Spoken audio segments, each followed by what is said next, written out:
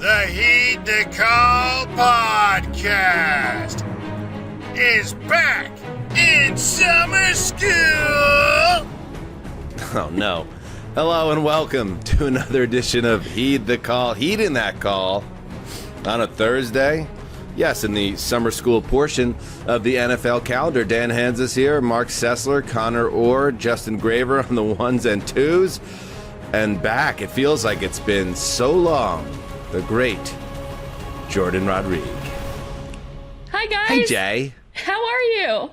What is happening? Oh, not much, just been sort of watching my microphone gather dust over here, just kind of wondering, waiting for my call up back into the big leagues, just, no problem. I'm not mad, or anything like that, but certainly missed Mark, you guys. you can handle this one. This one I falls like under how your Jourdan, administrative. as she keeps talking, layers of truth start to unfold, and we start to learn more about what's really been processed in mind. She probably is just a little bit piqued that she hasn't been on the show. It was just simply the ebb and flow of our own summer, Dan.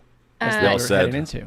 Well, I took it as, Mark, that you personally hate me, so, I mean, Yeah, that's, I'll let I Mark did get a handle this text. one too. I did get a text. I did get a text, a new magazine cover.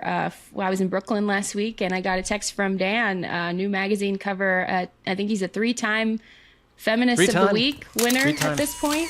Yeah. 3 times, baby. Yes. You were the Congratulations. first person I thought of because you are the most prominent feminist in my orbit. And What an I honor. thought you would really be proud of me, I did want to quite ask. frankly. I did want to ask all of you guys, okay, I am wearing what could be construed as a headset right now. Are you all okay with that? I might hear some crazy language here. Oh no, with my female ears. So are you guys all okay that I'm sitting here sort of listening into your conversation as I'll you're defer to having Conor on this one. your conversation? I mean, I just wanted to check, it's your world and I just sit here in it, Are mom and dad fighting? I'm confused. Yes. It feels like we've stepped on a bit of a landmine here. I Mark, listen to all the shows, Conor. Just know that. She's on top I was of going to it. bring that up. I thought I was good when you were gone. I loved thought the show. I made some loved it. therapeutic progress. I had a really long flight to and from, and I looked like an idiot laughing hysterically to myself in my seat on that Delta flight. So you guys are In some awesome. ways, Jordan's like the moral ombudsman of the program. So it's like you just got to be on your toes, That's why I think that Yeah. sometimes we put a little bit of space in there because we're not very moral, and we most of our conversations will be flagged to some degree. I enjoy them thoroughly, to be honest with you. So Yes, Justin. That was a beautiful transition for me to ask you guys. We had a fun bit about the lake house a few episodes ago. Dan, just curious, where are you right now? Like, what kind of how would you describe the house that you're currently in? I am at my in-laws' house. And did you what arrive is there- post haste? It's by a lake, yes. But Oh, see, there's okay. a difference between this house by a lake and where you were rushing to get to, which is the lake house. Interesting. There is a distinction. Okay. Is there a distinction between, let's say, Mark, you're going on a pre-vacation vacation soon. Where are you going to exactly? What kind of house is that? I love that you have to inject the narrative. I'm missing one episode and then making up by hosting one when someone else is missing down the road. So it kind of evens out. But I am also, I'm going to like a family Airbnb. And what I'll do is I'll look at what the Airbnb looks like 8 hours before I leave. So I did discover that it is a house on a lake. It's not like the Jaguars' house near the beach. It's like on the lake. So Right, a little, yeah. So we're both at houses near a lake, but we are not at the no, not that one. lake house. I love this, That's Justin. important. I love this version of Justin. All right, everybody's got a little spiciness to them on this Thursday show, so let's not waste it. Let's use it. Hey, we also want to use our listeners, our audience, for good, not evil, for good. Conor and I, when Mark's on his pre-vacation vacation, we'll be doing a show next week. Where will Mark be? No one knows. Probably on the lake, maybe. Maybe he'll be playing polo. What's that game on the grass where you hit it with the Shuffleboard? mallet? Oh, Croquet. Croquet. Croquet. Could Yeah. be croqueting. Connor and I will be grinding in a virtual studio, and we were thinking it would be fun. I mean, I could start this vacation much sooner if we like. We will be. We thought it'd be fun for our show next week to open up the phone lines again and do a little listener audience call-ins, WFAN style. So, with that in mind, this is the number. You call 747 200 5593 747 200 5593 and leave a voicemail for Connor and I, and we will answer it if it's worthy on next week's Heed the Call. How about that? And while we're here, Wait, where does that go, by the way? What kind of service is, like, who's answering that? Like an operator? Like, do you have a... Justin. Justin. Yeah, it Justin's goes directly cell phone number, to yeah. the lake house. Yes. Okay. It's like one of those old-timey phones at the lake house where they're chicka, chicka, chicka, chicka, chicka, chicka. Hello. Stay busy. All right. Here we go. Dalton line. Man, the Dalton scale, as expected, a lot of discourse out there as we brought the Dalton scale back and had the conversation. And Jourdan, you said that you've been listening to the show, so I think you heard the episode. And thank you again to Bill Barnwell, who was excellent on the show. We got a ton of feedback in all different worlds connected to our show. So I figured it'd be like kind of a nice thing. Well, let's start here, Jourdan. Who is for you the prime meridian of NFL quarterbacks?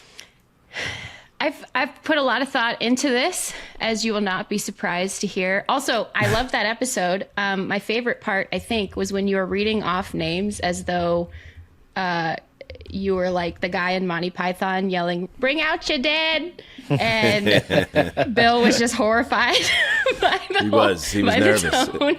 I made him nervous. Yeah, you know what? So I liked.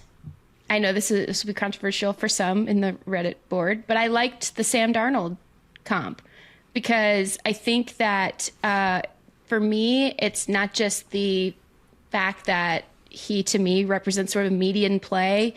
He has a low floor. He has a high ceiling. If you take the aggregate of what we saw last year, but also combined with some of the traits and also combined with just sort of the like the style of play where he can kind of move, but not all the time, where he can throw the ball, but sometimes, he can be all over the scale with it. When it's good, it's good. When it's bad, it's bad. I think that he sort of represents prime meridian quarterback play for me. And I know that circumstantially his whole being cast off different teams, it's not the same type of Dalton comp here.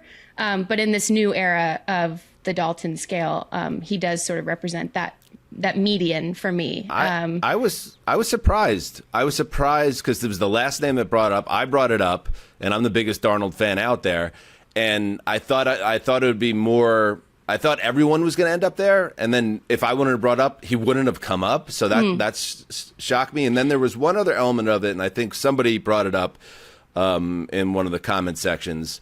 One element that Wes used to come back to a lot. Wes, who originated the Dalton scale, was part of what made Dalton Dalton was that the success of the team could vary. Like they could go 11-5, they could go 5-11, and it really depends on the team success. Really is based on what's around him, whether it's the right playmakers, the right defense, the coach. And he's just this guy in the middle coaching, and he's just this guy in the middle that doesn't really affect change. And I think you're going to see that with Darnold. If there's anything, maybe like we were talking about, what reason why we didn't get it pushed through legislature was that he hasn't done enough now to show the peaks. That we've seen the peak and we've seen the valley, but the middle, I think we might end up seeing that in Seattle this year, and maybe next year he is kind of a clear-cut answer to this. Yeah, the word you guys were looking for, by the way, like a hung jury. That's what you were looking for. No, you know what I was looking for? Tabling the resolution is what I was looking for. Got it. I think I'm just really correct. I'm just really shocked that you missed an opportunity to refer to yourselves all as that collectively. Yeah, no, that was a missed That's a fair point. But I mean, I think sometimes when we've done it in the past, it's been hard to get like full agreement. I think Darnold, we kind of got there at the end as close as we did with anyone, but it feels to me like we're a year away from a true candidate, because I love the Trevor Lawrence concept by Bill Barnwell. And I brought up Tua, and I think like it feels a little premature for me for some of these names right now, but a year from now, depending on what happens, like we might have that candidate that stands out boldly. I just think it was like there was a lot of semi-candidates this offseason. Yeah, I mean, for me, and I know this again, this sort of veers from the initial Dalton scale, but when I'm looking at truly the prime meridian, I think Trevor Lawrence is above him. I think Tua is above Darnold. When Tua is not hurt, and that was a good point that you guys made too.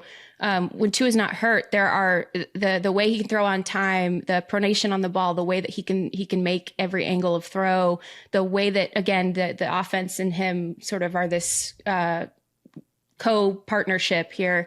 I do think he's better. Now, I think Sam Darnold's highs are about as high as it gets, but his lows are about as low as it gets. So for me, he was smack in the middle. And I think if you have a quarterback who's smack in the middle and you have great things around him, you're in pretty good shape. If you're a quarterback above him and you don't have good things, you could be worse. I mean, I love the conversation, and it was one of my favorite episodes. It always used to be one of my favorite episodes. But this last one, it made me feel like all warm and fuzzy inside. Cause it just, well, I know that's hard to do, right? Cause I'm always like crying, but like, I feel like I liked the discussion. I thought I think everyone was kind of at their best in that conversation. Frankly, everyone brought up some really good points. Keep going. Even Mark? Keep going. Keep going. Keep going. How about this, Keep Conor? going, I want to keep tee you going. up this way. Here's the Reddit. Reddit, they did a poll where they voted on their... no, don't worry. It doesn't affect... It's not directly involving you. The Dalton Line poll, they did a vote, and out of over 300 votes, Geno Smith was... edged Tua 81-76, Trevor Lawrence 64, Darnold 55, Russell Wilson 24, Rodgers just 6 votes. That was the other one I was really surprised about, because I was kind of pushing Geno, but nobody. I even lost Mark. I never thought I'd lose Mark in this conversation, but you were pro Geno as well, Mark. At this point, Conor, I thought that Geno got a bit of a pass in the conversation, and I think he gets that pass because, as I'm known to bring up, the football cognoscente is so fierce in its defense of him. I think it does reflexively affect how people talk about him. I just think, again, like I had them grouped into different tiers where, and I just personally believe, like if you had put Geno Smith on the Lions last year, for example, I think that they could win a Super Bowl, right? I just got tingly. I think he's part of that small group, and I put Rodgers in that same group too. And so for me, they were almost removed from Dalton scale consideration. The only other thing that I'll say about this is, all of you guys, Russell Wilson was the perfect answer, and I said it 3 times before I brought it up. Russell Wilson right now. Russell How many votes Wilson did he right get? now.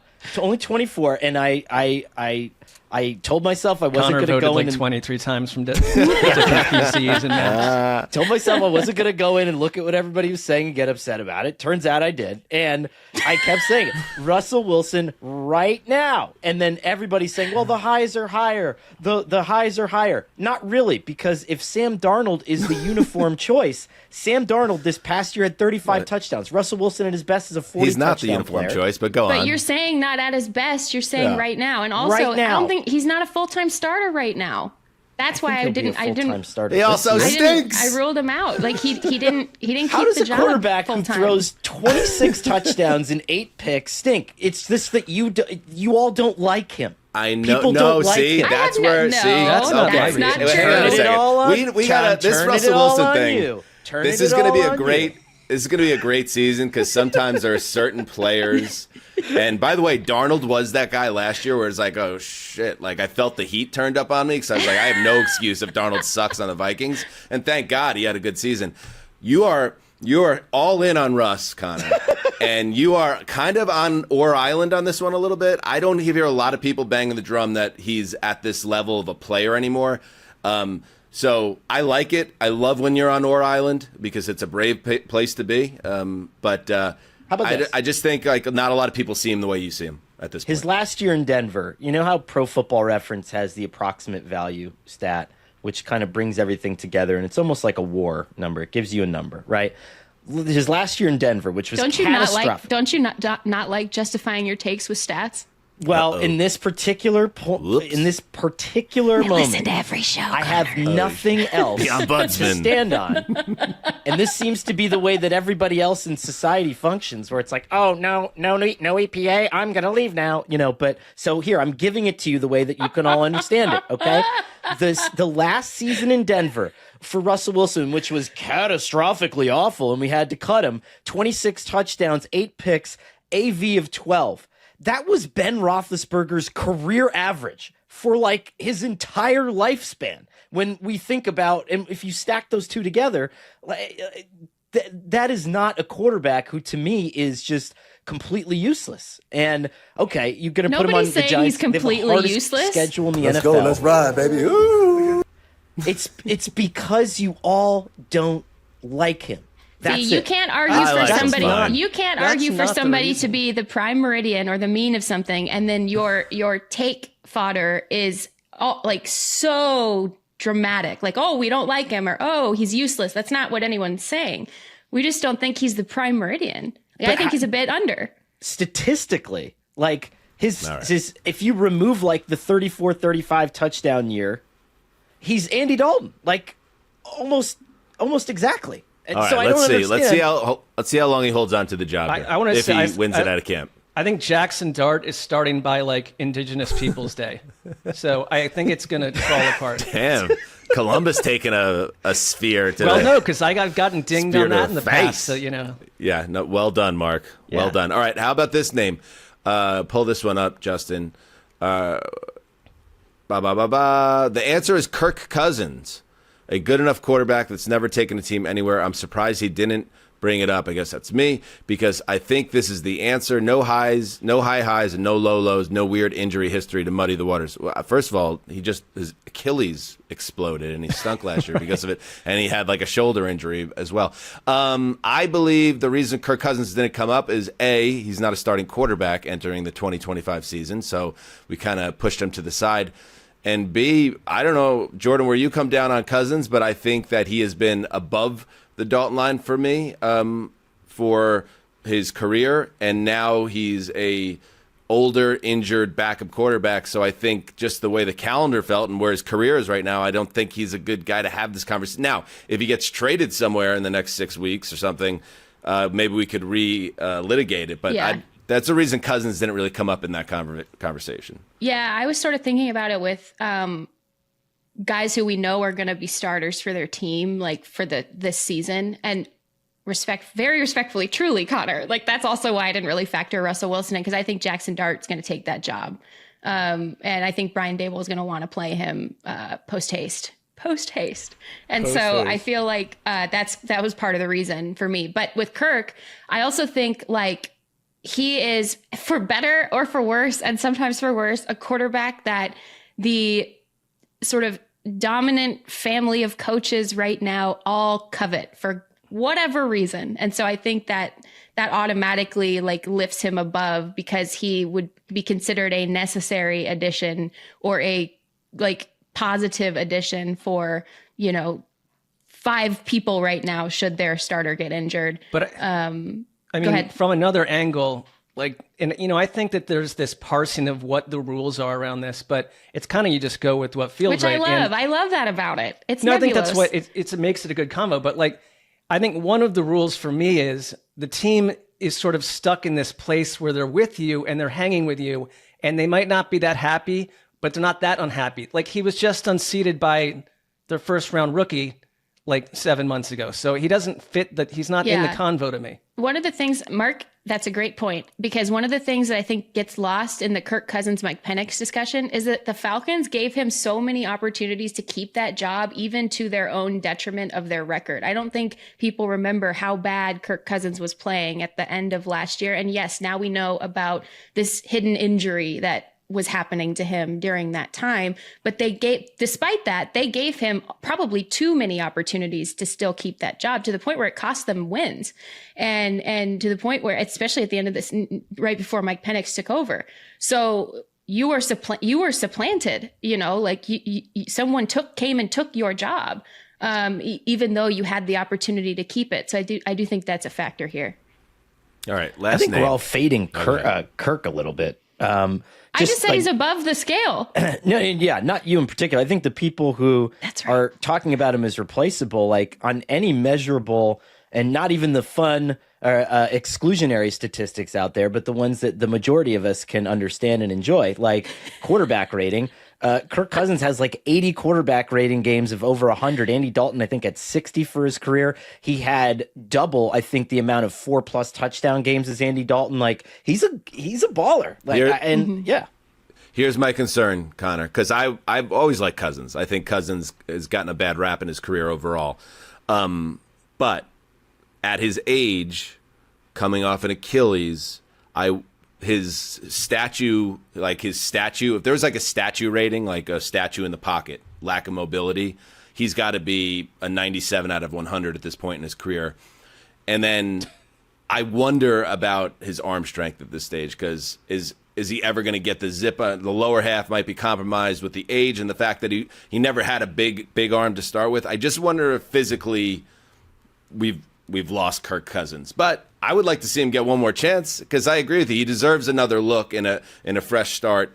He did get a huge contract last year, so there was at least one team, and probably more, that were interested in him being their guy for multiple more years, including the 2025 season. I just hope he doesn't wither away on the bench this year, and then all of a sudden he's 39 years old, and it's like, well, I guess that was it. That would be a sad way for his career to kind of peter out, One more. To the point of, like, not knowing what to do with a quarterback, we brought up Kyler Murray, and this was a comment over in the subreddit. Kyler Murray should be on here. He's a franchise QB entering year 7 with the team that drafted him. Dalton lasted until year 9. That's a good point, because that was the thing about Dalton. They shrugged their shoulders and just kept him in that spot. Goes on, although Murray has good physical talents, the rest of the league's QBs have caught up in mobility, and it's not the special trait it used to be. He's had good highs and meh lows. Arizona's stuck with Murray and has to ride it out because they know anyone else currently available is likely a downgrade, yet it will be hard to identify a QB who would be a clear upgrade over him. That, Mark, is QB purgatory, in my opinion. I agree with many of the comments made by Mr. Hash Brown on Reddit. I think Mr. Great Hash name. Brown did a nice job here with this, because perfectly browned, like he was cooked in the oven, the perfect amount. it's maybe he's a chef or a cook, or wants to be. Maybe that's his goal. He fits Dalton in a lot of ways. I think what gets in the way is like the type of players they are, because Kyler Murray has also unfurled some of the most exciting on-field performances we've seen in small stretches, and the highs have been really high. And he looked like a very special player for a while inside of an organization that's been through a lot of flux. So he was on my list, but we each introduced, one with gusto, and I went somewhere else. I'll double down on my take guy. that I think that the Dalton scale, like the quarterback position itself, though, needs to evolve to include the fact that by 2030, every quarterback will be able to do what Kyler Murray is doing to some degree in terms of backfield mobility, right? And so I think that we don't want to put him there because he can do cool stuff. But in 2030, like, the most average quarterback is going to be able to do what Kyler Murray is going to be able to do in terms of running around in the backfield, getting open, putting one foot down and throwing across his body and completing a pass. And so that's just going to be the norm. And so I think that that needs to be baked into the Dalton scale. It's a great point, because I think where we can get in trouble here is, if we're going to find that Dalton replacement, he's got to be, he can't be a first-round pick. He has to be traditionally a pocket passer. He can't have great athleticism. It's like, we can't just look for another Ginger. He has to have red hair. Right. It's like, It's not aesthetics alone. Yeah, it's not an aesthetic match we're looking for. Anyway, good talk. The concept, if I could too, Yes. I love this. Oh man, put a button on it, Jordan. I think I will revisit my thought that I think for some of the points that Mr. Hash Brown so eloquently made, like the idea of purgatory, if the Vikings had not had JJ McCarthy that they were so ready to go after and draft, I think they would be in this type of purgatory with Sam Darnold, because he's good enough to start for you and hard enough to move on from, if you don't already have that guy waiting in the wings on your roster who you spent draft capital on. And so I think eventually we're going to see Sam Darnold be that quarterback purgatory player, because the highs are high enough. He can match a couple of different systems, do different things, including be more mobile than I think he gets credit for and is sort of looked at for. And then also he is like good enough to want to hold on to him. Like they really struggled with that in Minnesota. They really did. Should we really let this guy go? Should we keep him around just in case? Or do we commit fully to the kid? And they made the latter decision, and they put in a ton of draft capital and a lot of training behind the scenes with him while he was recovering from that injury, and a lot of like virtual reality stuff. That's a huge investment. And so I feel like that's still the fact that it was such a conversation, such a decision, and he is developing into that quarterback now. I think where his career really starts, which is now after all the chaos, then we're going to see him long-term become this sort of purgatorial quarterback. You know what would be the best thing? If Sam Darnold is like 39 years old and we're still like, I think his career starts now. I think this is the moment where we really start to see no man has had more career restarts than Mr. Darnold. All right, here we go. Let's do some news. Let's get caught up. And there's Charles Woodson. How about that? What a season he had.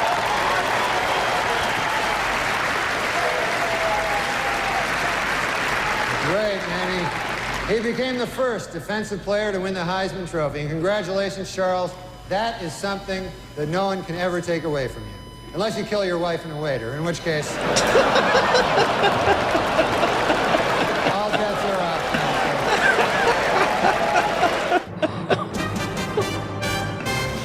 Oh, Norm Macdonald. Rest in peace, my friend. That was from the ESPYs. I believe it was 1998. Kind of a legendary monologue that literally could not exist in the modern landscape.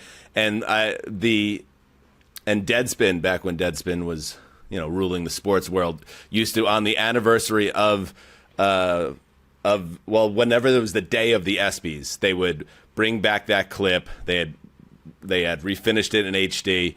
And it was just like, let's celebrate Norm absolutely dismantling the sports world. And I always got a kick out of it because of the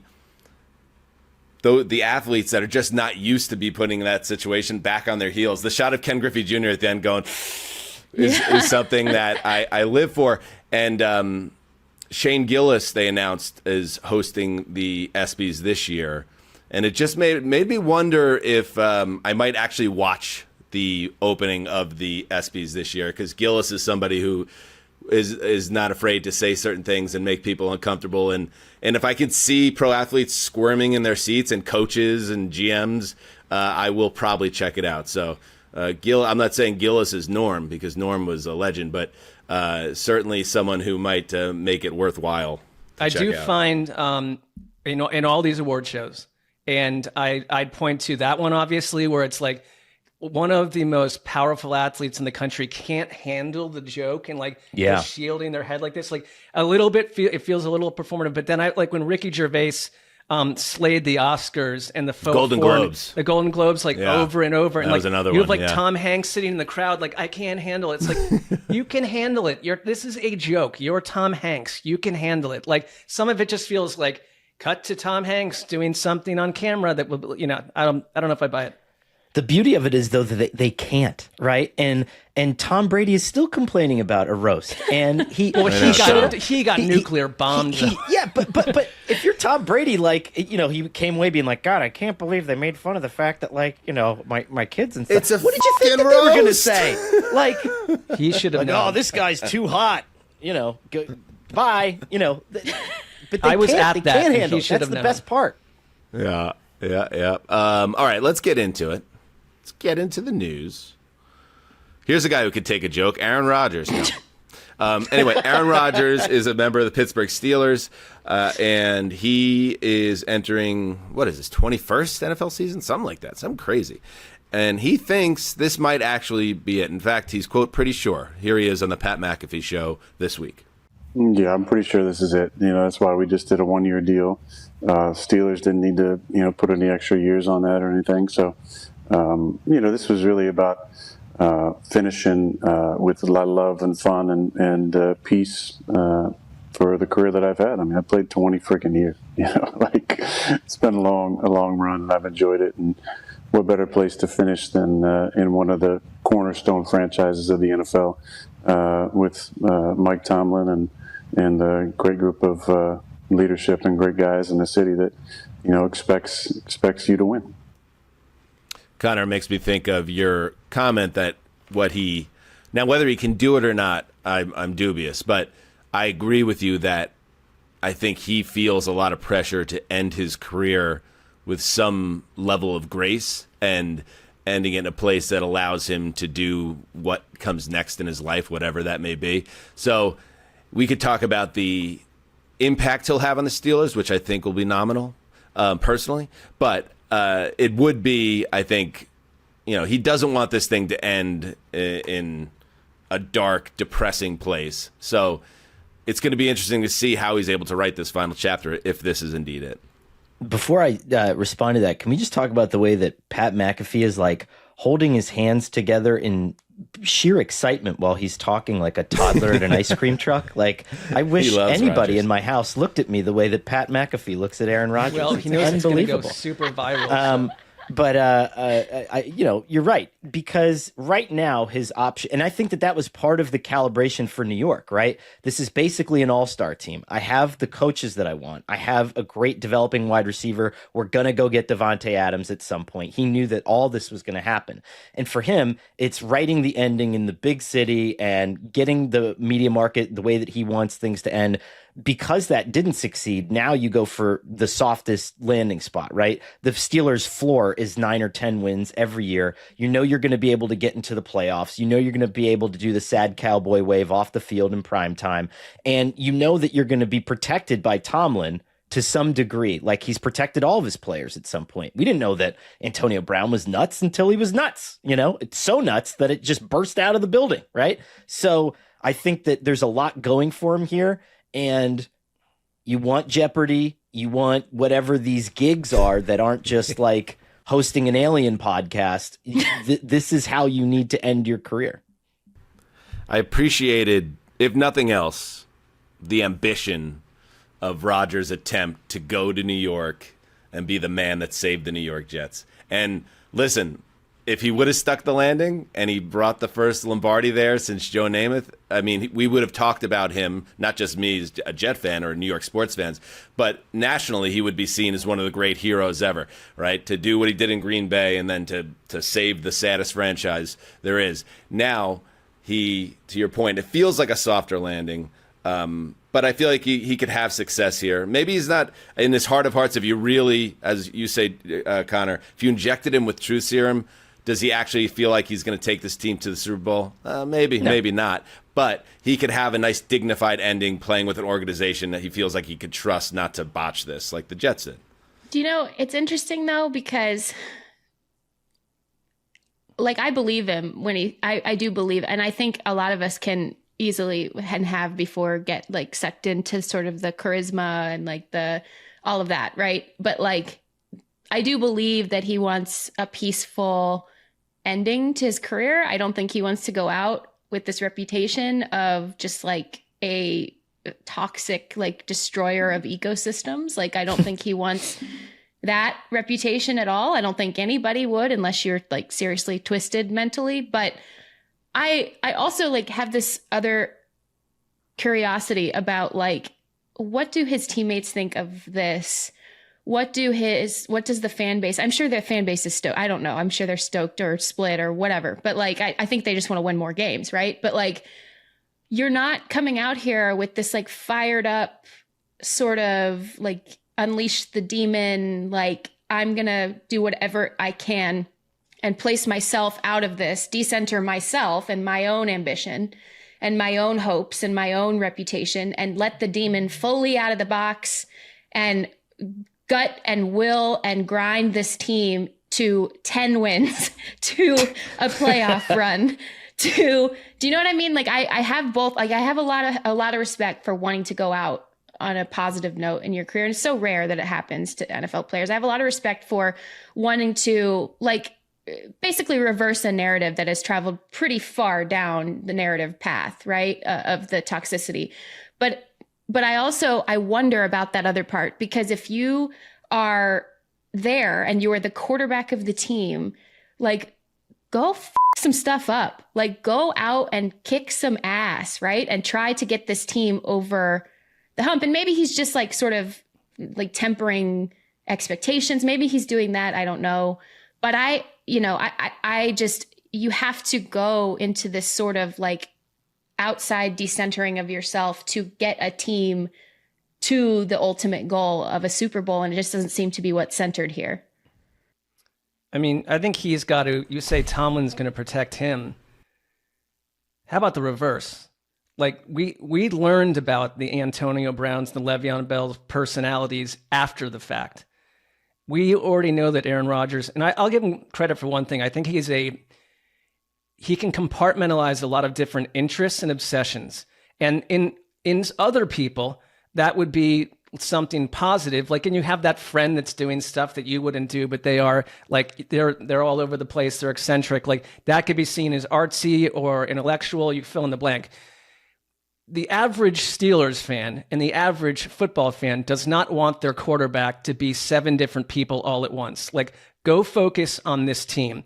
And his job, if he wants to go out without the same type of, not a stink, but an aura around him that like feels to us tedious, unpleasant, a little selfish, maybe a little dishonest, if not a lot.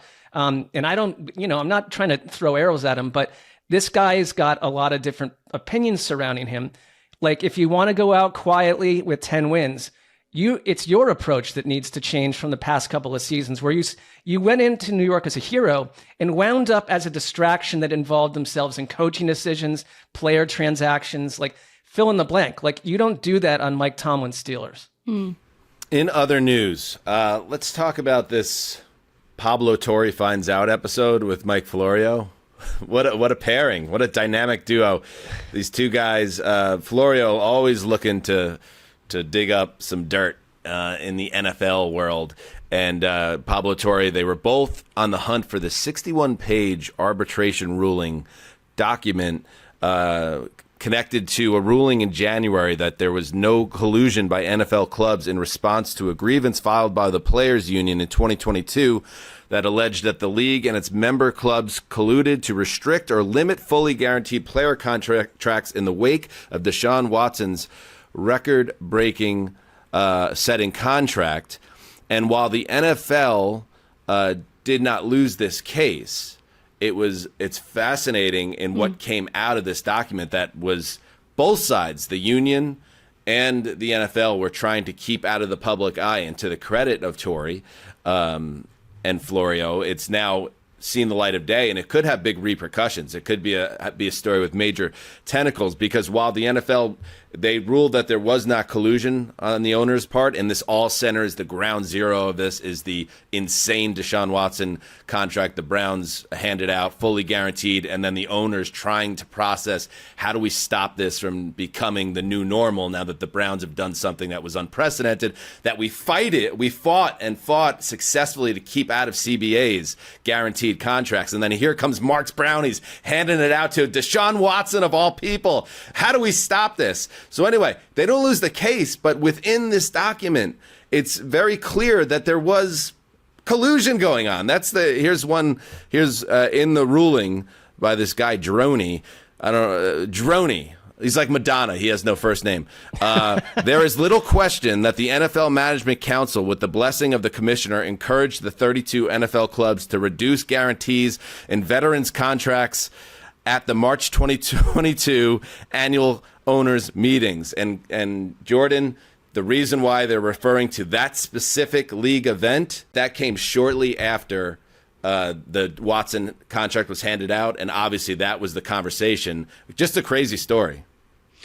Yeah, and I listened to it twice. I was texting you guys about it this morning. I listened to it twice because there's so much in it. I mean, it's an hour-long episode that Pablo and Mike Florio did. And first, at the very beginning of this, first of all, I love the way that this was incepted, which was these two, Florio and Pablo Torre, they're having a competition with each other to see who can be the first to get their hands on this 61-page document. And Pablo Torre wins, which so then does an episode on it and has Mike Florio on to sort of describe some of the legal terminology. And there's a lot of legalese in it, and there's a lot of really helpful analysis in this story. So I encourage everybody to go listen to the Pablo Torre Finds Out episode on this, because there are layers and layers and layers to this.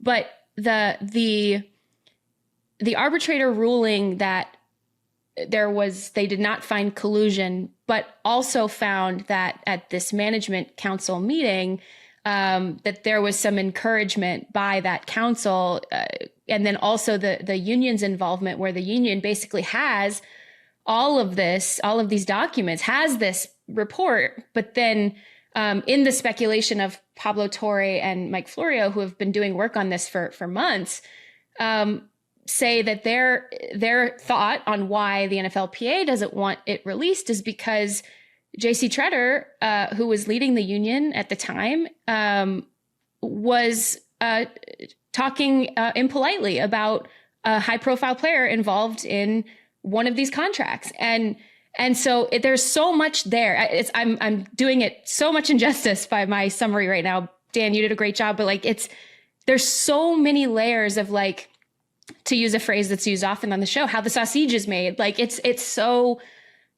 Everyone should listen to it, because it was really informative. And you are right that this is going to keep being something that comes up, because there will be people and players specifically who have not seen this, were not granted access to this document by the NFLPA, who will now see it, and they will have very, very fair questions. Well, Conor, let's cut right to it. That high profile player, coincidentally enough, is Russell Wilson, who is trashed by JC Tretter, called a wuss, and he something doesn't like him either. Yeah, I called him a wuss, which wuss, are we still using wuss? I feel like wuss has lost a lot of its pop in the discourse. But also a word that I don't like when this happens, but Pablo Torre thought it was too unkind to even say, or I don't know what he said, but there was another insult. There were many insults of Russell Wilson, and because of that, Tretter decided to try to suppress this, which That's what they think. That's what Pablo Torre and Mike Florio think. Yeah, that's their theory. But that opens up the union also to some legal problems, because other players in the union can now say, hey, you withheld from us over some petty personal situation that affected our earning potential.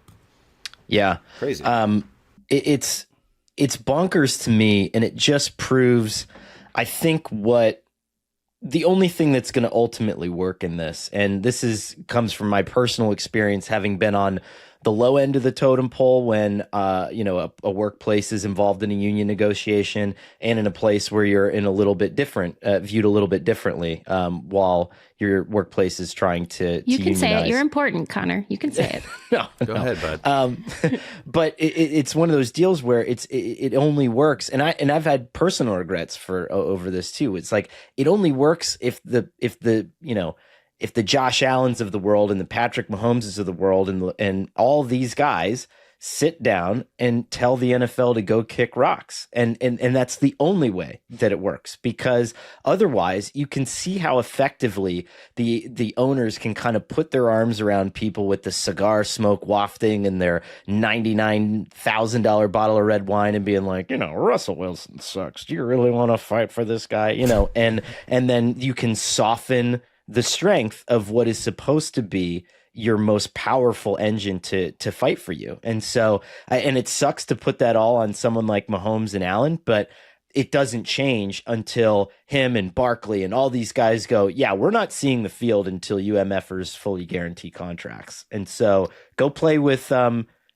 spring league guys and enjoy that for a little while. There were a couple nuggets in this too.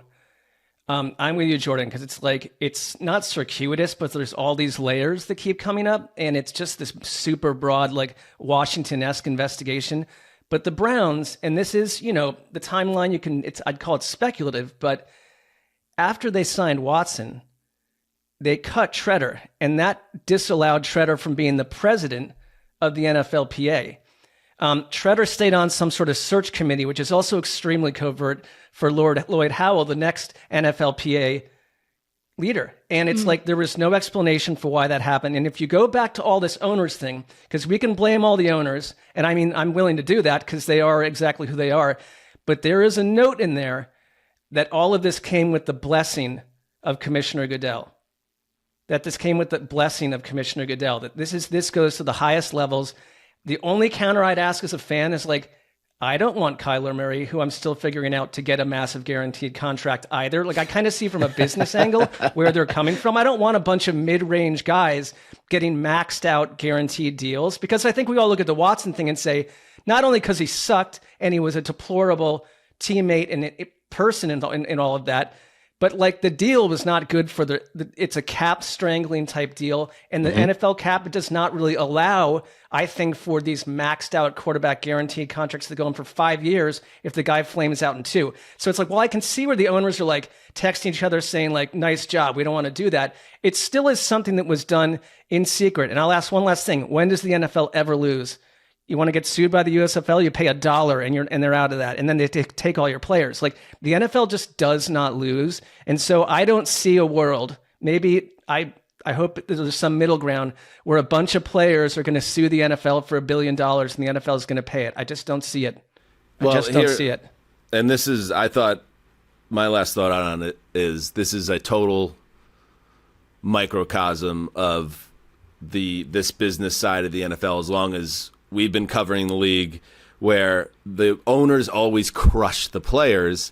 And it's because the owners, the ones with the real money and the real influence, all have their kind of shit together, whether we like it or not, and are aligned on things, even if it's maybe into a morally or legal gray area, whereas the players can't really, it doesn't seem like they could ever really put it together and put up a fight. And when it comes down to it, the owners, as Florio pointed out, have this kind of, they have the nuclear weapon, which is, we'll lock you out.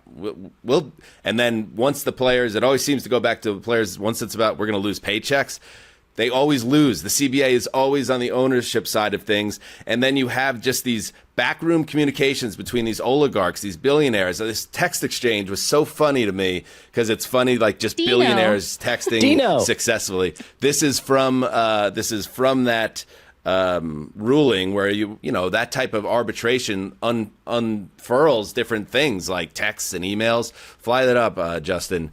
Here is the owner, Dean Spanos of the Chargers, and Michael Bidwill. Don't call him Bidwell, he'll fire you, of the Cardinals. That's a true story. Dean Spanos, congratulations on the signing, Murray. Oh, no, sorry. Sorry, let me try that again. Spanos, congratulations on signing Murray. Bidwill, thanks, Dino. These QB deals are expensive, but we limited the fully guaranteed money and have some pretty good language. Thankfully, we have a QB that's worth paying. Dino, your deal helps us for our QB next year. Bidwill, not Bidwell. I think many teams will be happy with it once they have a chance to review. Cleveland really screwed things up, but I was resolved to keep the guaranteed relatively low. I mean, the Browns catch another stray. Yeah, they always do. And how is this not collusion, Conor? What is it? How is this not the smoking gun? But so there's 2 points I want to make here. The first is that there's a brazenness to it because they don't care. They have lawyers review everything. They have the best legal advice in the country afforded to them, and they still put all of this in writing because they know at the end of the day that it doesn't matter.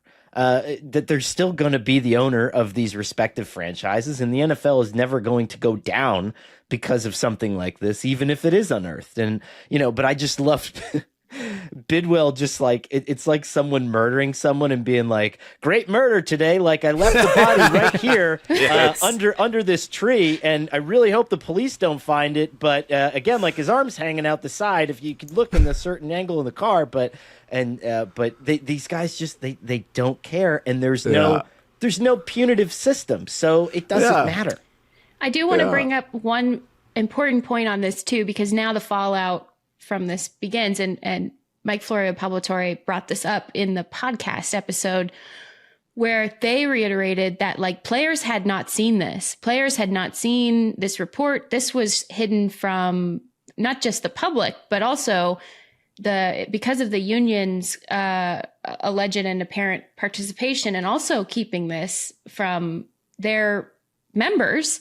The players have not seen it. So now what you're going to see, and I think Mike Florio had some reporting on this today actually as well, that they're now representatives of players are going to start informing their players of this and what's in it. And maybe, you're not going to go parse the entire 61 pages, but people will. And the players will now have legal avenues to take. Certainly the ones who were involved in this, but also because something like this now has been like unsealed, for lack of a better phrase, like now players and their look at the Shamar Stewart situation.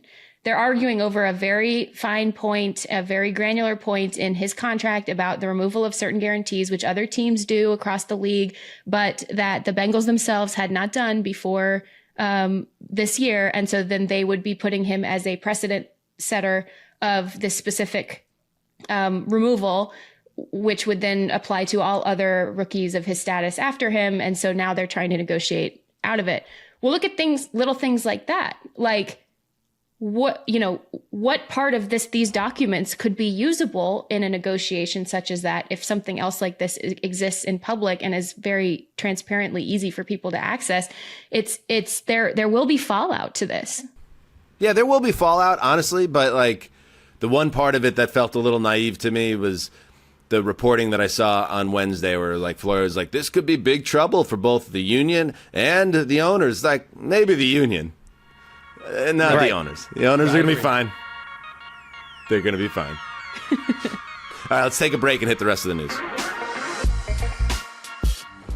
So, you ever step outside and feel like you're instantly drenched in sweat? It's like no matter what you do, it doesn't stop. If you've been struggling with the heat and the humidity like I have, the old human sweat gland, I have great news. Mando has just launched something that takes sweat control to the next level. Introducing the Mando Deodorant Plus Sweat Control Solid Stick. It's double protection. Finally, you get the odor control you love with Mando, plus powerful sweat control. No more worrying about sweat stains or those embarrassing pit rings. Nasty. Just all-day freshness and dryness. And by the way, it doesn't just mask odor, it prevents it. Check this. 100% of study participants experienced all-day odor protection. That's 100. So, don't wait. Grab yours now at shopmando.com and experience the double protection of Mando Deodorant Plus Sweat Control.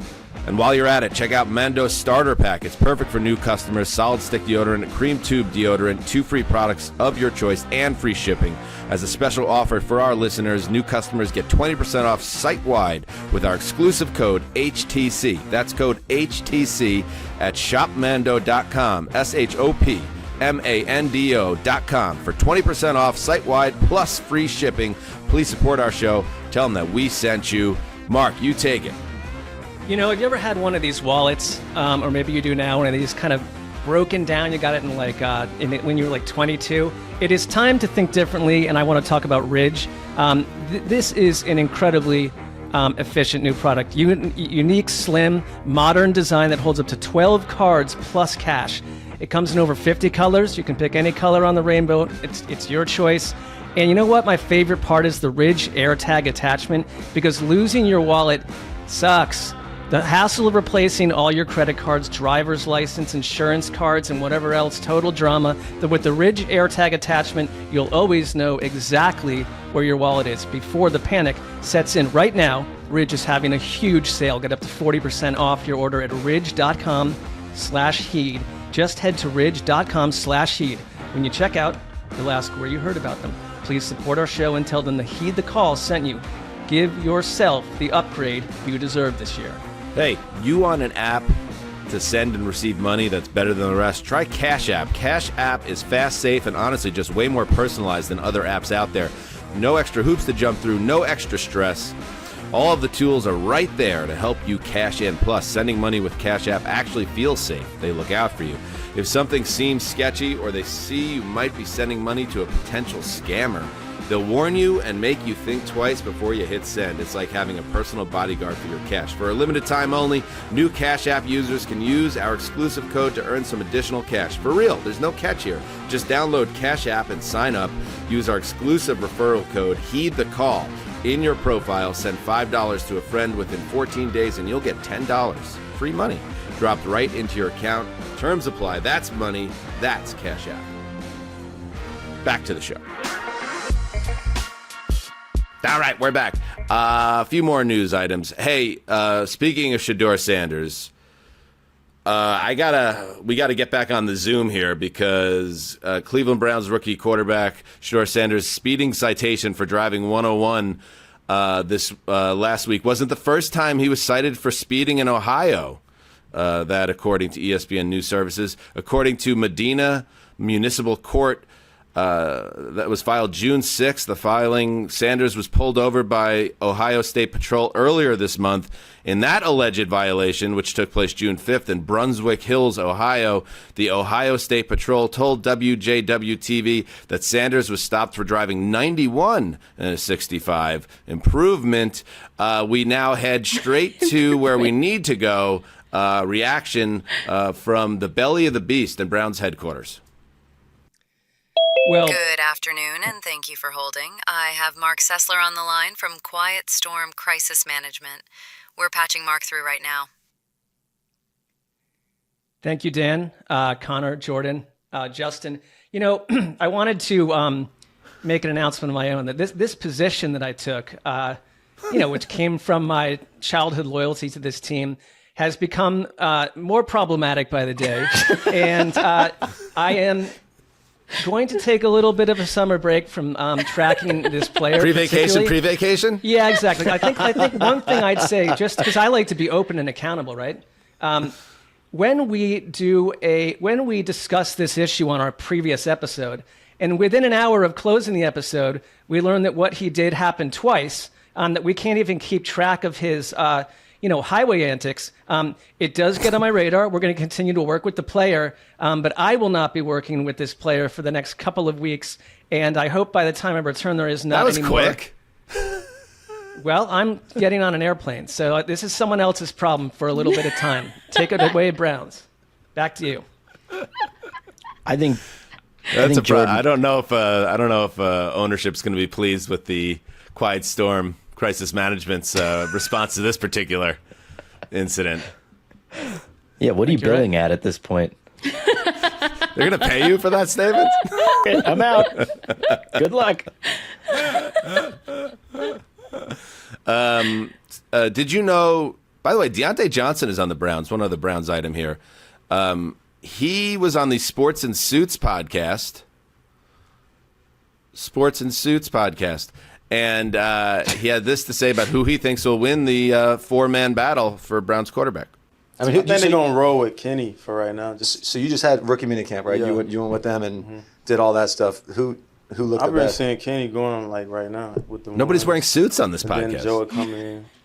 Or Wouldn't you think the Sports and Suits podcast, everybody would be suited and booted for it? What's the point? Having a Super Bowl, so maybe lawsuits. It's a nice set. Looks like they got good microphones, and they can live with what Joe who are the brings suits? to the table. Yeah. I mean, they were teammates for 2 years, so I don't know if I totally trust this reporting. I mean, our old friend Cameron Wolfe comes out days later and saying that it's Joe Flacco who's the favorite to win the job. Just this is why you go to training camp. Let's see where we are with Shedeur Sanders as well by then. I mean, some of this could sort itself out in real time. Kenny Pickett, I thought he'd be the one that would be taken out. Like, that's the one guy who's like, they clearly want to keep the rookies because you just want to see what you have. Joe Flacco took you to an improbable playoff appearance and works really well with the head coach. Hang on a second, Mark. Hang on a second. Good afternoon, and thank you for holding. I have Marc Sessler on the line from Quiet Storm Crisis Management. We're patching Marc through right now. I still have a phone line here. This is amazing. Out here in Berea. This is my opinion. having been around the complex, Kenny Pickett felt like the guy that you throw out the door at the end of all this. Bland, proven to be unproven, not a rookie that you have invested in, and not a guy that took you to the playoffs. Like, if Kenny Pickett wins this, then I don't know what the F is going on around here. This is... Bye. Wow, crisis management. Did you see the... I forgot that Deontay Johnson was on the team. And I swear to God, Mark, teams. I'm not trying to pile on, but every time I look in the news, there's something else. Did you know that, can you fly this up, Justin? That Deontay Johnson, he just admitted he refused to enter a game in 41-degree weather last year in Baltimore because it felt, quote, ice cold. And now he just signed with the Cleveland Browns? What's going to happen there? Hit it, Justin. Good afternoon, and thank you for holding. I have Marc Sessler on the line from Quiet Storm Crisis Management. We're patching Mark through right now. I don't know what's going to happen. I'm hanging up. Getting out of here. Poor Mark's just trying to get on his cruise liner. Get the hell onto his pre-vacation. Leave him alone.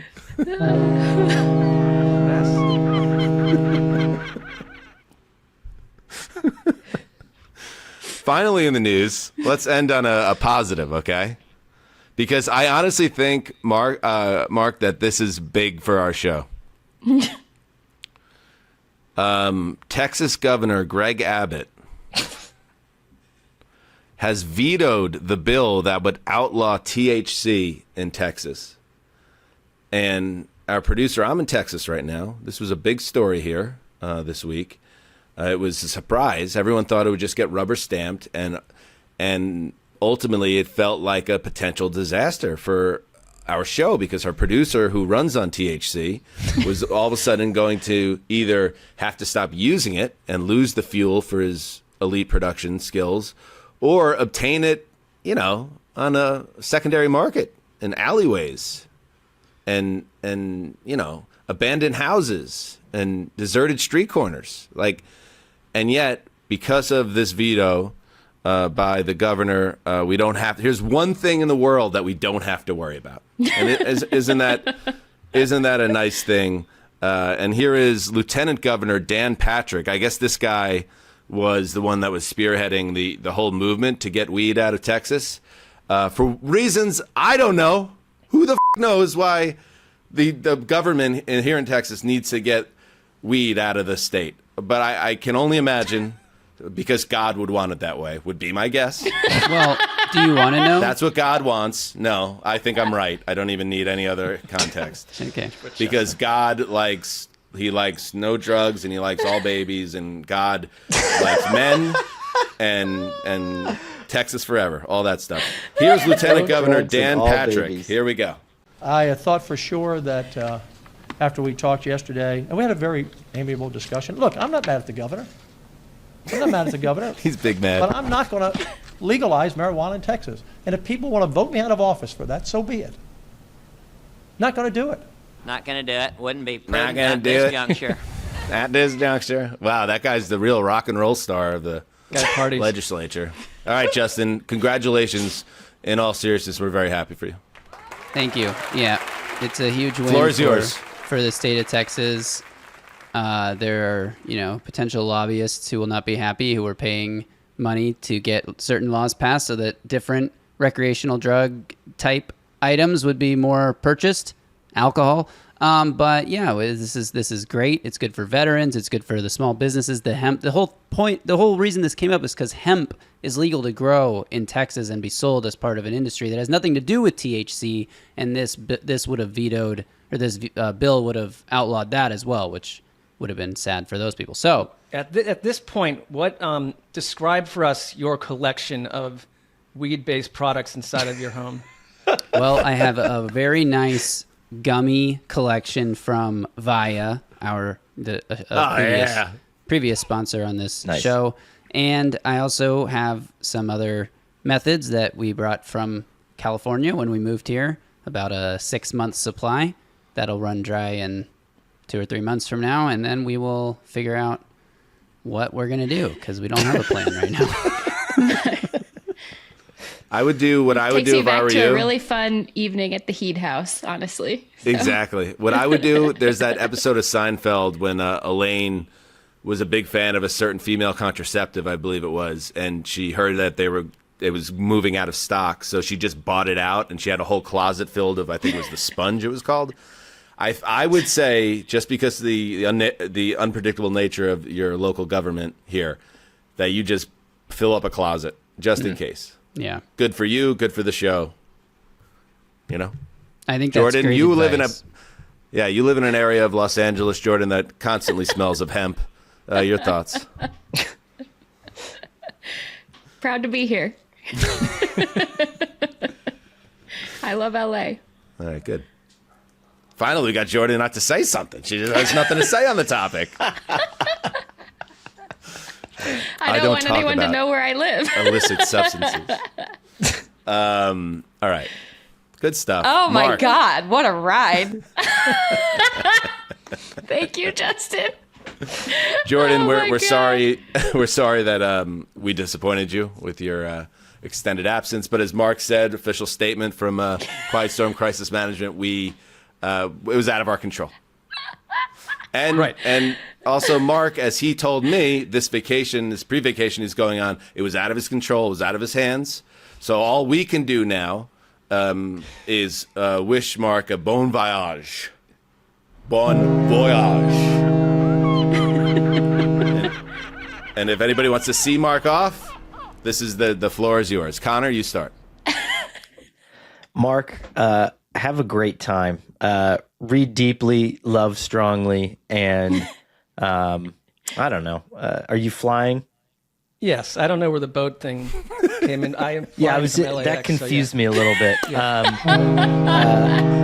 And Isn't it? You got to admit, though, isn't it funnier picturing Mark just on the hull of a boat, like as it leaves LA's port? as someone who has now been chided by 4 different airport security officers, make sure you have your real ID because they get really Or your angry passport. Your and passport upset works about it. too. Well, if your passport is expired and then you try to slide that by as a backup, they get even more upset. And so I'm just get all your ducks in a row. There's another method of getting. There is. I could take that, Getting around there. Canada. Yeah, it's a little circuitous, but It'll take a little longer, but yeah, just a thought. Mark, bon voyage. Stay true, stay golden. And don't forget, when you apply sunscreen or any sort of tanning applicant, get everywhere on the face, including the hairline, depending on where your hair shifts and moves. Otherwise, you'll end up with a stripe. I don't know why this is coming up now, but you will end up with a stripe if you I thought don't Jordan apply before the properly. show was complimenting my hair, but Wise she words. noticed that I was in the Texas sun with a hat on, and it's left a two-tone of my skin. And I find it to be borderline racist, so I'm sorry. Correct. Mark, if you do decide to take the ocean liner, Right. one thing you might want to think on also is, let's say you get delayed for whatever reason, you could always just hit me and Justin. I'll be like, well, I'm not going to make it back for August. I'm in the Gulf of America somewhere. The Gulf of America, as you call it. I have learned, the lesson I've learned is don't ever take a single episode off again on this show because you will pay the price.